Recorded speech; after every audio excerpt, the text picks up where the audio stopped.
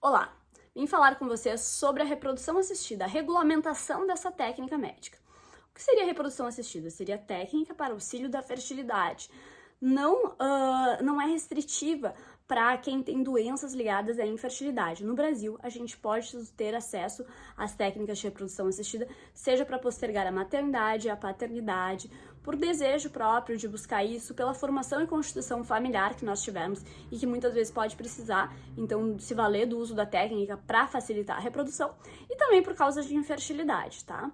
Então, aqui no Brasil, nós não temos uma legislação. A reprodução assistida ela é regrada por resoluções do Conselho de Classe, Conselho Federal de Medicina. Temos algumas premissas importantes, que é um assunto muito debatido, tá, em vários aspectos, mas hoje eu vou me centrar aqui na resolução anterior, que era a resolução de 2021, e a sua alteração para a nossa resolução agora, que entrou em vigor agora em setembro de 2022, sobre a técnica de reprodução assistida. Lembrando, não é normal o Conselho Federal de Medicina editar duas resoluções um ano após o outro. Geralmente passa-se 2, 3 anos, o que é positivo o fato do Conselho Federal de Medicina sempre ir atualizando as normativas de acordo com a evolução social, tá? Permitindo, sim, que o acesso à técnica seja respaldado, então, traga valor à autonomia reprodutiva. Então, a técnica de reprodução assistida, ela garante o exercício da autonomia reprodutiva das partes. E o Brasil é muito positivo nesse sentido. Nós não temos limitações em relação a se tem união estável, se é casado, se é casal homoafetivo. Não importa. Todas pessoas, seja por doença de infertilidade ou não, podem ter acesso à técnica de reprodução assistida. Parece uma coisa óbvia, mas não é assim em todos os países. Voltando então aqui para o assunto. Na resolução que entrou em vigor no ano passado, alguns pontos são importantes mencionar, que trouxeram muita polêmica. Primeiro, a limitação de formação de 8 embriões por casal. Isso visava impedir a formação de embriões excedentários em grande quantidade.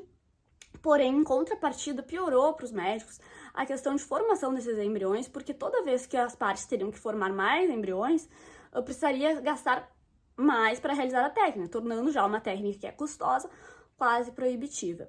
A outra questão que é importante seria a autorização judicial para descarte de embriões, seja das partes do casal que quer descartar o embrião, teria que pedir judicialmente, se o juiz permitiria um descarte dos seus embriões, ou seja, uma clara violação da autonomia reprodutiva, ao meu ver. Também a clínica, pelos embriões abandonados, teria que pedir judicialmente a permissão para descarte desses embriões.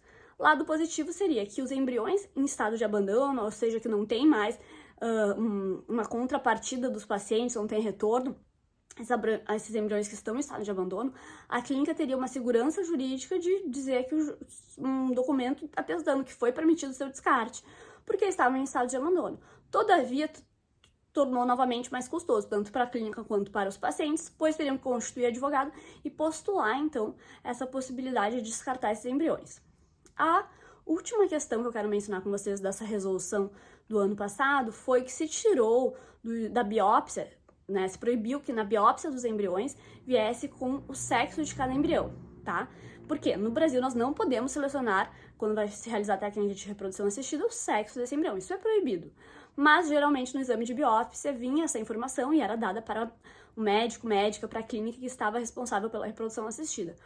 Então se tirou isso para evitar que se ocorresse qualquer tipo de seleção de sexo. A nova resolução, agora que entrou em vigor em 2022, não prevê mais nem a formação de máxima de 8 embriões por casal, não prevê mais a necessidade de autorização judicial para descarte, seja da clínica, seja dos pacientes, e não prevê mais a proibição de informação relativa ao sexo de cada embrião quando feita a biópsia nesses embriões criopreservados.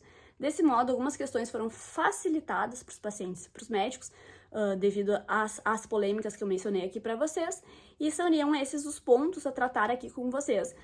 Voltaremos com mais vídeos sobre esse assunto super interessante, que é um diálogo constantemente interdisciplinar.